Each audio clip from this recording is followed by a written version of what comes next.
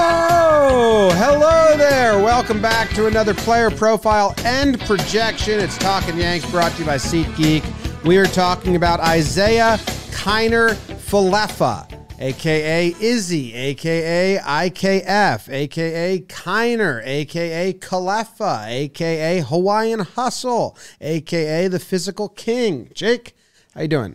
James, PBD, everyone tuning in. This is another one that I think Jakey Electrical Supplier 7 years ago will be tuning into this episode to find out about this guy. And let's be honest, we're all going to be finding out together. We can look at the stats page, which we've all been doing.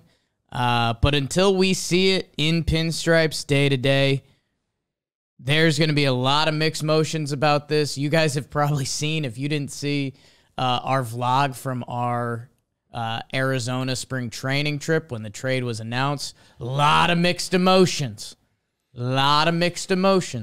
And I don't know. I'm interested to see where we land because there's some things we like, right? Defense, a bit of speed. That's what we've been looking for, a guy that doesn't strike out. Some of the stats outside of that get a little scary, so it's how good is that defense going to be? How does it feel on a day-to-day basis? And the other thing that might end up being unfair for IKF is he is not an elite hitter. He is not a great hitter. He hasn't been an average major league hitter in MLB baseball. That's a little redundant, Jake. So it also could be one of those things, like if this Yankees top of the lineup that we've been getting excited for, if they're clicking and IKF is playing some shortstop and mixing in some speed every here and there, we could really like that. But if the rest of the lineup goes cold and we're going to start circling names, I think he's going to be one of the names that we circle because his track record compared to some of these other guys, compared to a Donaldson, compared to Judge, Stanton, like we're talking about different worlds of hitters. So, I mean, compared to what Gio had done the past couple years. So that's where expectations in this time of year with baseball are really tricky. So we're going to try to temper them. And hey, I'm kind of walking into this like, I hope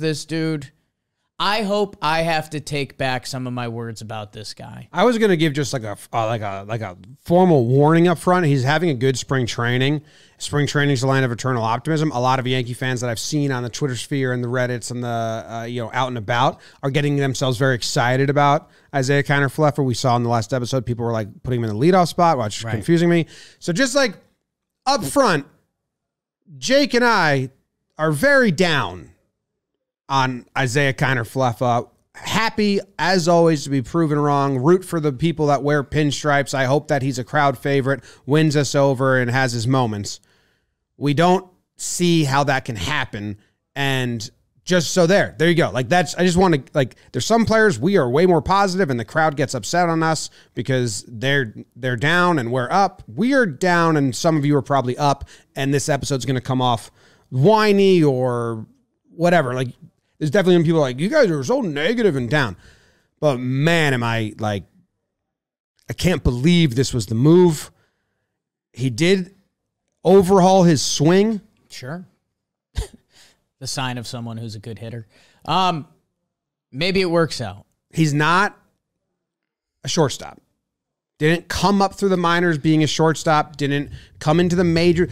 Shortstop is a position where you 100% of the people that play shortstop in the minor leagues and then reach MLB as a shortstop, like 20% of them stay there. He's doing the opposite journey, which you don't see rarely. Which is super impressive. Like, if there's anything we should be complimentary of and what we've heard of, he is an incredible worker. He played catcher just to get a chance to play Major League Baseball. Like, he wasn't a catcher, like, growing up. He saw that there was a catcher opportunity. He started to play catcher so he could make the big leagues. He makes the big leagues. He does enough. The Rangers threw him at third base. He was so good there. He won the Gold Glove.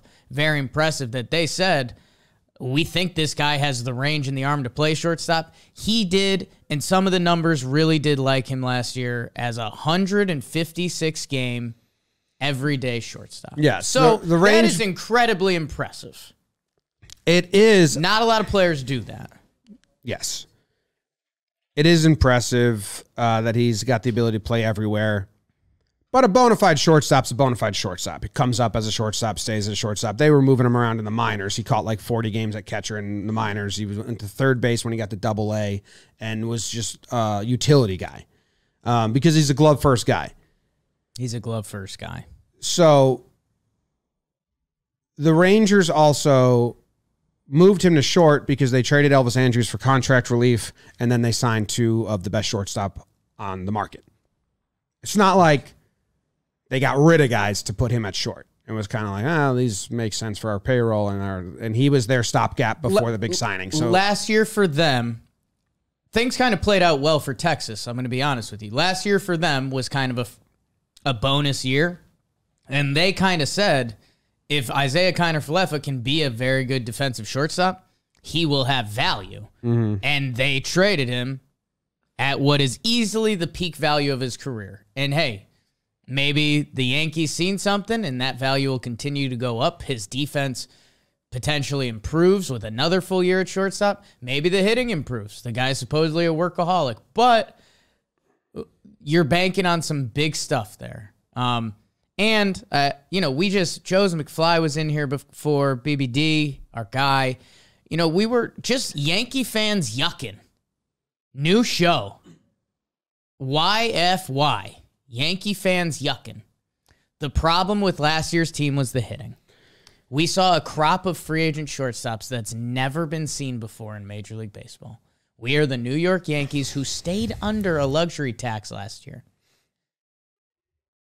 So if we are here this season comparing IKF to the Trevor Storys, the Javi Baezes, the Carlos Correas, the free agent class, Simeon Seager, it's not going to end well for IKF. So BBD has his hand raised. BBD? I mean, on top of they stayed under the luxury tax and all the free agent guys and all that, sure, Judge extension or next contract is looming, but they also have a ton coming off the books after this year. Chappie, Britton. In positions where you will not replace them at the same dollar value. Yeah. Right. It's the never made more sense to do it. The Yankees fans that are very excited. Cashman found gold with Gio Urshela and Luke Voit. Luke Voit was hidden. He was not given a chance. He was kind of stashed. Gio Urshela is the better example, who they traded as part of like this maneuver. Yeah. Really good defensively. Gio Urshela's glove first guy, really, really good defensively. And his stats up until becoming a Yankee offensively were really bad. He had a 225 batting average. Kiner-Falefa has a 265 career batting average. Gio had a 274 on base. He has a 316, 589 OPS, 670. So Falefa's got him better than Gio. They got Gio for $25,000 to be a AAA backup glove option. Gio burst onto the scene, changed his swing, was amazing. Very rare. Extremely rare. They're either hoping Kiner-Falefa, with his new swing, offensively bursts onto the scene, or they're punting on offense from the shortstop position for a little bit. And if you're punting on offense from the shortstop position a little bit, like if they told me that was the plan, I would have said, well, then just get Simeon or get Andrelton if you just want defense.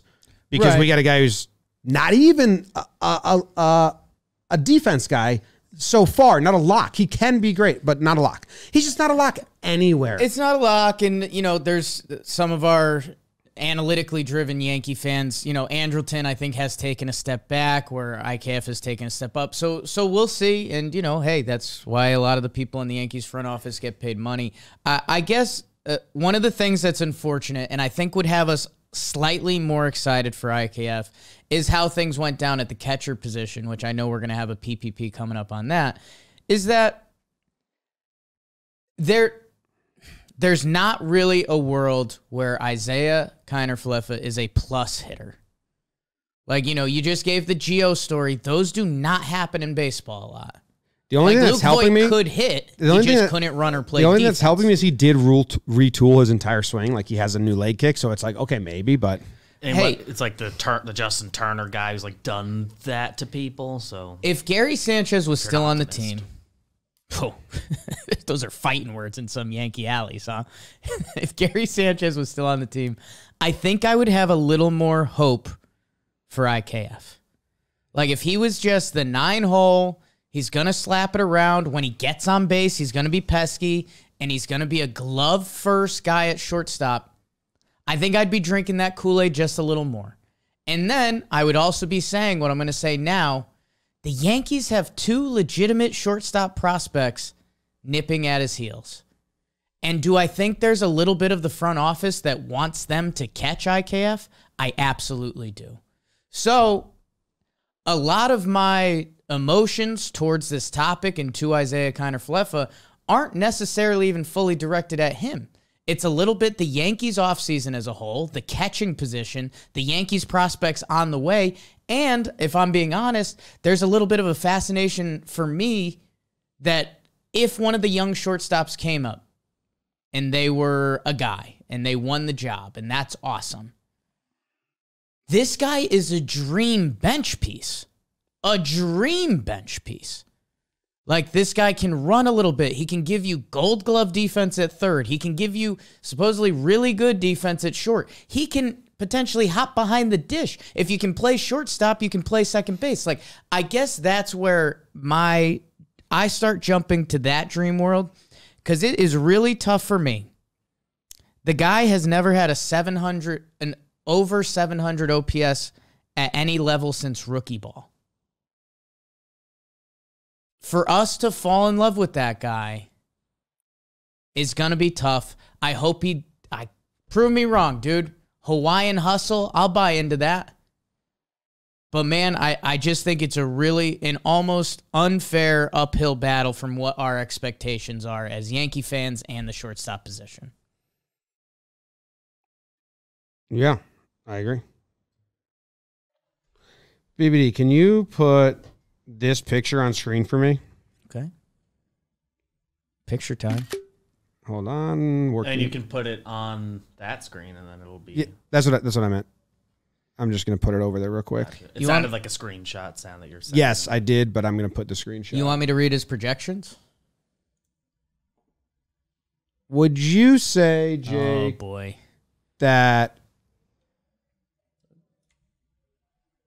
Would you say that these players are in the same ilk? So what are we looking at for those podcasts? For the people that are listening, we see over 4 stat lines, right? 4 stat lines. I can start from a season. Yeah. The games played are all over 100, 158, 102, 111, 103, and then the plate appearances vary a ton, obviously. Sure.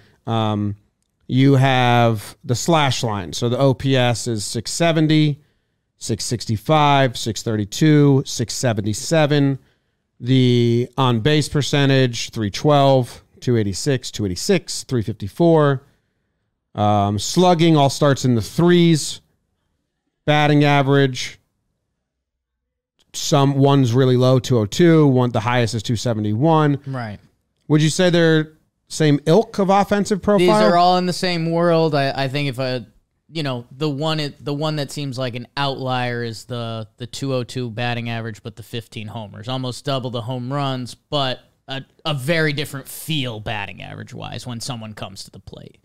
So yeah, I mean, I know that the top one is IKF because I've been looking at his stat page. Who are these other guys? Isiah Kiner-Falefa, Rougned Odor, Ronald Torreyes, and Tyler Wade stats from last year. That's the type of hitter we're looking at. So I just want Yankees fans to understand that. Like, dude, that is the crowd he's with right now. Can he get better than that? I hope the Yankees really are right about this one. But if you were to take his offensive output and say, like, you're going to get X kind of production, it's Ronald Torreyes, Tyler Wade, Rugen and Odor. Now, Odor is because he's a different profile. He was power and no on base. But in the end, so if you love Tyler Wade, Ronald Torreyes, and Rugen and Odor, you're there. And now at shortstop, is he Am I 3 for 3 there? Is he as good at shortstop? Are you telling me IKF is worlds better than Torreyes and Wade?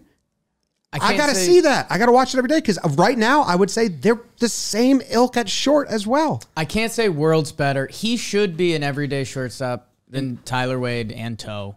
I love Tyler Wade, doppelganger, cool guy. IKF should be, from what the stats and everything have said. Again, haven't watched him every day, and we'll see. But, Jim, I think this exercise, and again, there's probably some people that are either getting more scared or some people that are cats backing up to corner ready to attack. Because when you compare those offensive profiles, they are pretty similar. And that is where I think, again, the New York Yankees, who stayed under the fake luxury tax last year, had a crop of shortstops that we've never seen before in baseball, and they passed. And meanwhile, their 2 top prospects are shortstops. Like, that's what I would say to the IKF stands. I think in the Yankees' dream world, if the playoffs come around for the Yanks, which they should. You think it's a Drury situation? You think he is more similar to a Drury trade than anything else? He is a stopgap. Drury was a stopgap for Andujar and Glaber, who might play third base. Andujar ended up doing it. As soon as he wasn't needed anymore, they traded him. Kiner-Falefa has a next year. If one of these kids comes up this year, or they're prime for him next year, do they now try to flip Kiner-Falefa at the deadline next year? Is that a Drury situation? Is that more so how we should picture this move than anything else? Because now I'm kind of thinking maybe that's what this is. Drury was the same thing. Yankees have loved this guy forever. Yankees really see the potential. This was the guy the Yankees wanted. And then as soon as the rookies beat him out, he was done and traded. Is that closer to what we're looking at? I do think their favorite thing about IKF is if the young kids force the issue, they won't have a problem. They won't let him stand in the way. I think that is their favorite thing about him. It's starting to make more sense to me. I think they're viewing it more in that light. Like, that's the thing. I mean, we're talking about shortstop for the Yankees. I know Yankee fans can be annoying as hell sometimes. I have this much closer to Tulowitzki or Drury than I have to, we'll be drafting him in the 2-year Yankee draft. I think you don't think he rides out these 2 years. I think he is the bait to be caught in by either Volpe or Peraza. And then I do think if this guy is a bench player, I think we love him. I think he could fill in at any infield position and potentially catcher, which, by the way, our catcher depth coming up later is not strong right now. I think that makes a lot more sense for the 2022 Yankees than this guy being our 160-game starting shortstop who's good defensively, but offensively there's really not a chance of a breakout. Boy, prove me wrong and throw a 5-WAR season in my face, IKF, but And he wouldn't be the first guy to put it all together at 26, but it's hard to fully buy in. As a righty hitting bat, he was better against righties last year than lefties. Huge. Which is good. 712 OPS against lefties last year. Career, he's 660 versus both. Trying to look into the splits to see if there's anything else. Can we talk speed stuff a little bit?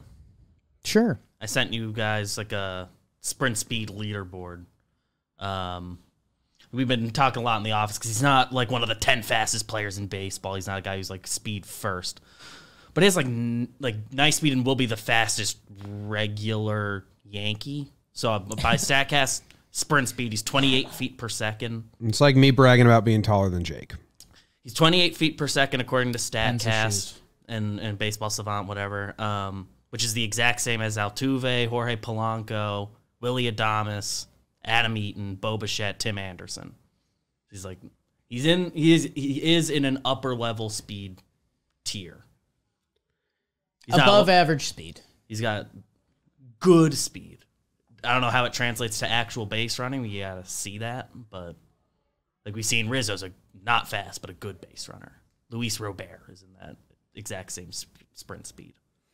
He so it's just interesting. Extra base taken, 41% is the league average. He was 36 last year. Stolen base percentage of success, the league average is 74%. He was 80 last year. Run scoring percentage, like when this guy gets on base, the odds that the times he scores, which is a lot of the hitter and stuff going on, is he was 32% and league average is 31. So I understand he's fast, but the stats and compared to the Yankees last year, he's going to look like a fucking speed demon. There's a world where but we're talking about the Yankees were able to go get a free agency and like get whoever they wanted, and for sure I think he's a stopgap because he does not improve them on defense, offense, or the base paths drastically. Defense he can improve drastically from our shortstop situation last year. I think he's for sure better than what they had last year. We had Wade and Squid playing defense last year for cheaper, and I think he can be better than them. I think he can be. Although, I like Squid, but he never got run. Anyways, do you want to hear his projections? Yeah. 600 plate appearances, so they expect him to play a lot. 265 batting average, a 317 on base would be his highest since his rookie year. A 682 OPS, and that's with 81% reliability. So they're not drinking the swing. 9 home runs. 9 home runs. He had 15 stolen bases. 15 swipes. He had 8 home runs in 158 games last year. So the Yankees lead the Grapefruit League in like stolen bases right now. Let's go. That would suck. He would need to be the best defensive shortstop, top 5 defensive shortstop for me top 3 for me to like those numbers. So go do it. Yeah, I don't know. Parting shots, Jerry Springer. We got to watch a random video and prove us all wrong.